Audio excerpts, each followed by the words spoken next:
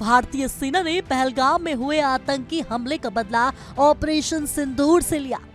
Operation के दौरान 10 मई 2025 को भारत ने पाकिस्तान के सैन्य ठिकानों पर ब्रह्मोस मिसाइल से जवाबी हमला किया। 11 मई को लखनऊ में ब्रह्मोस मिसाइल यूनिट का शुभारंभ किया गया।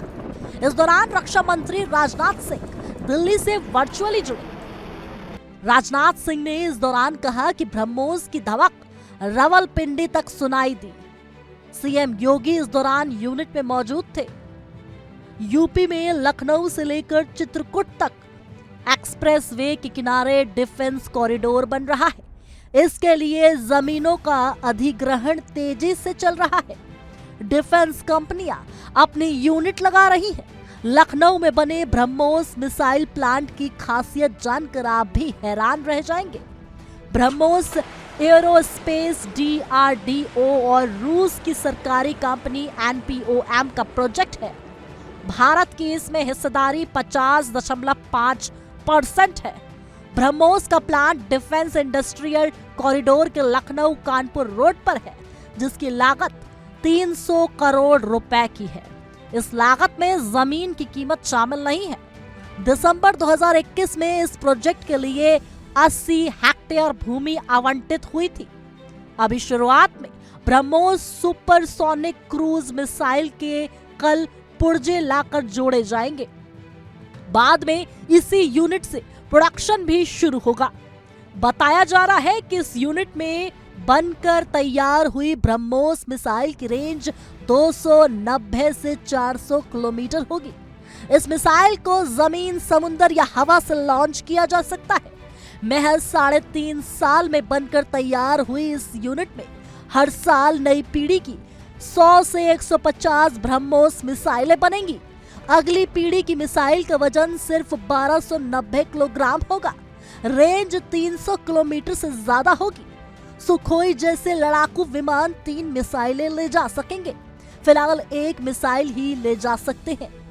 कानपुर, अलीगढ़, आगरा, झांसी और चित्रकूट जैसे 6 शहर भी पाकिस्तान की टेंशन अब बढ़ा रहे हैं।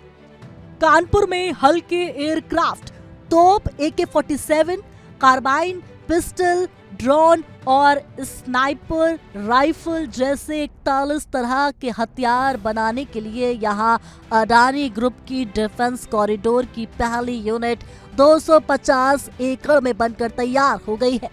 ये एशिया का सबसे बड़ा इम्यूनिशनल कॉम्प्लेक्स है। भविष्य में दुनिया भर में हथियारों की सप्लाई यहीं से की जाएगी।